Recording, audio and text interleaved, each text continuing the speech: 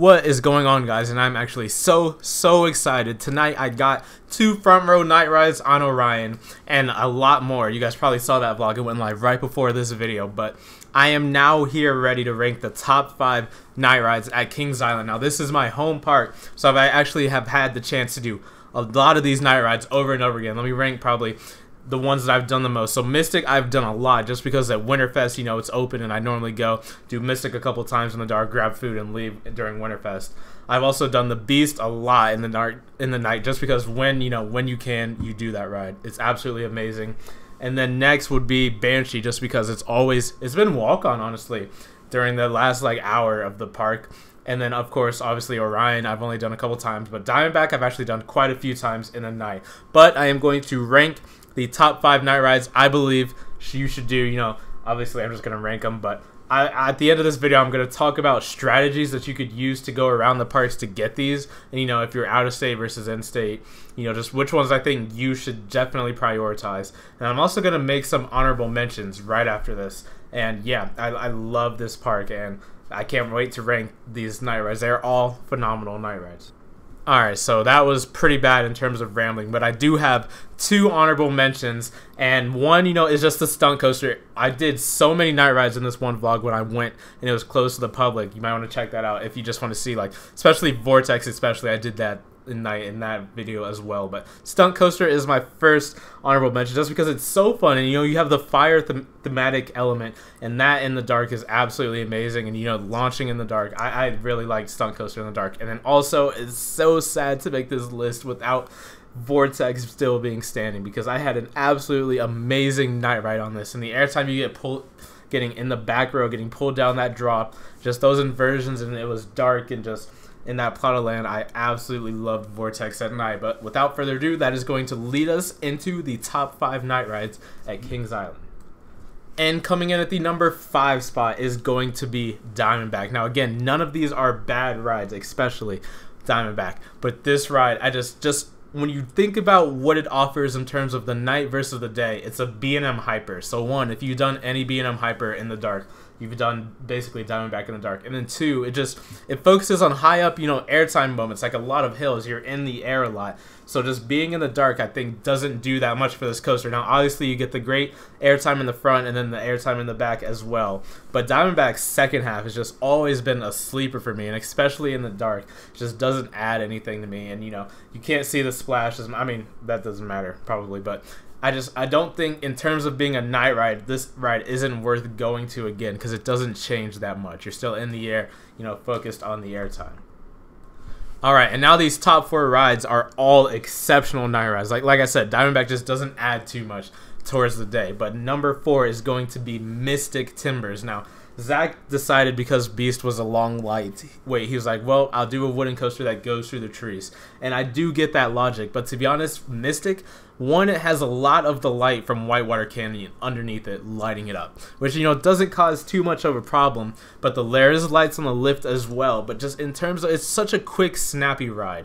And I think, again, this is a phenomenal dark ride, but not as much as Diamondback, but just a little bit, where I feel like it's not that much different than the day. You know, you still got that tunnel that's dark, but it shoots through the layout so fast, and with it being lit a little bit, I just don't think it adds that much towards being a night ride. Now, of course, this is close to the Beast and Diamondback, so if you do want to do it, you know, you can definitely do that if you're smart and plan it as you're going past. But yeah, I don't know. I don't think it adds enough to, like, definitely be a priority night ride. It is cool to be in the woods and, you know, everything, but I just don't think it's that special of a night ride.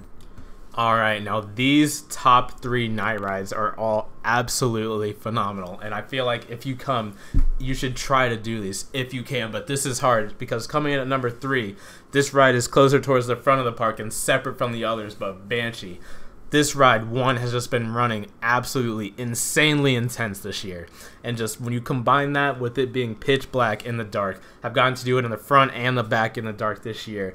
And it is just so forceful, especially the second half of the ride after that 0G roll. You dive into darkness and you just basically peek up, do a twist, and then get pulled back down into the darkness in intense moments. And the ride just gets more and more intense, and even through that turn into the inline twist is so intense, and then those turns at the end the fireworks went off as I was finished rounding run, and I watched it from the brake run in this previous trip that I went to. But it's just so intense, and when you combine that with the dark and how it goes lower and lower into the terrain, I really, really love this night ride, and it's absolutely exceptional. And especially in the back, getting pulled down that drop, you know, the lift lights, and then getting just yeeted down into darkness, absolutely insane element. Now, what is going to be my second favorite night rides, and these are all top tier night rides. Like, if you come to Kings Island, I feel like you really, really should try to do these two. But coming in at the number 2 is the Beast. Now, this is insane. You definitely need to do this when you come here, and I feel like I might get some hate for this, but you've got to do the Beast when you come. I definitely think it's number 2, though, with the opening of Orion. But talking with the Beast, it is just such a unique layout, and being in the dark. The first time I ever did this, I couldn't see my hand in front of my face, and I have yet to have that experience again, so I have no clue what happened then. Maybe I just had like younger eyes and I couldn't see it all, but it is still absolutely fantastic. Every time I've done this front row ride in the back, I've been back to the station with tears in my eyes. Just in any row, it's phenomenal, and you just have to do this in the night. I'm not going to say that I don't like it in the day, just because I love the Beast. I like it more than Mystic Timbers on paper in the day and in the night, but this ride is truly something special. You cannot leave Kings Island without doing it in the dark. It does tend to get a long line, so that's why I'm going to talk about, you know, a little bit of a strategy maybe on how you can do these night rides after this. But coming in at the number 2 is the Beast. Just going through the trees is absolutely insane. Even knowing the layout, it is just such a fun coaster to be in the front, feeling the wind in your face. And that helix at the end also is just so fun in the dark. What a coaster. You've only got the 2 lights at the top of the lift, and then after that it's just complete darkness. What an insane experience. Alright, now coming off 2 front row rides, and I already knew this was definitely the best ride at Kings Island, but now this is the best night ride at Kings Island, is Orion.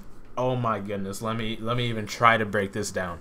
So obviously you've got the nice neon strip going up the lift hill, but once you get the top, it slows down as you pass it, and you drop into straight pitch darkness, and it is such an intense, amazing experience with the amount of wind you get at the bottom of the drop. And then going up into the wave turn, there's one like floodlight at the top of that, and then after that the turnaround is completely like, has like not neon lights but multicolored lights around it, and going down into that, going back, and then you get the obviously always the wind in your face on Orion is what makes it such an amazing experience, and doing this in the dark just makes it that much better. Getting the airtime on the speed hill, the big hill, you know, after a full day running, you know, of course you'll actually probably get some airtime on it. Helix was running great, and then the darkest part of ride actually is right before that intense, or not intense, but that last special airtime moment where the camera flash just absolutely blinds you. I closed my eyes the second time just because it blinded me that much the first time. And then rounding in into that special airtime moment before the brakes, and just going into the brake horn with so much speed. It is just so insane to fly through this course in the dark, and this is definitely an experience that I feel like you have to do when you come to Kings Island. So of course I have been lucky enough to, you know, get fast lane for one night. Another night go to the park when it's closed to the public, and then obviously I did go with Zach, and that was just a normal day. So if you want to see, you know, what a normal night looks like trying to get night rides, you can see that vlog. But my tips for getting night rides. So here's the rides that are all grouped together. Diamondback, Mystic, and Beast are all in like the same little area. So if you wanted to, you know, obviously Beast closes at, I've heard 9:30. It's been 9:45 when I've gone as well, and so does Orion, both for fireworks.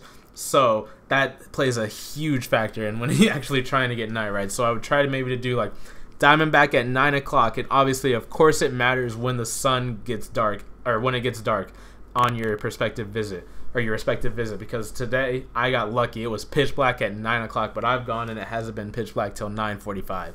So obviously you want to prioritize the Beast. I would definitely make sure you get in pitch black.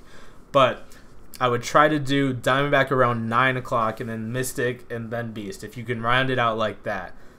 Especially if you don't mind waiting in the Beast line for it to reopen, and then like leaving the park probably about like 11 p.m.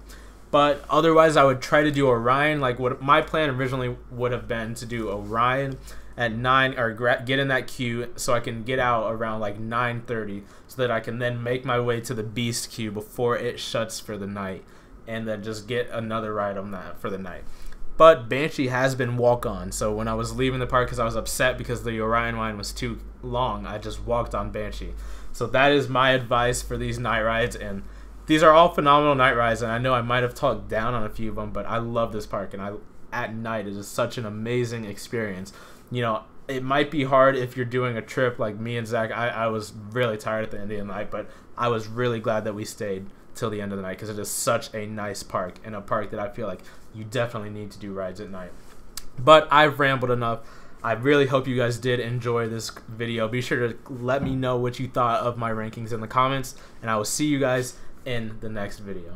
Can you catch me?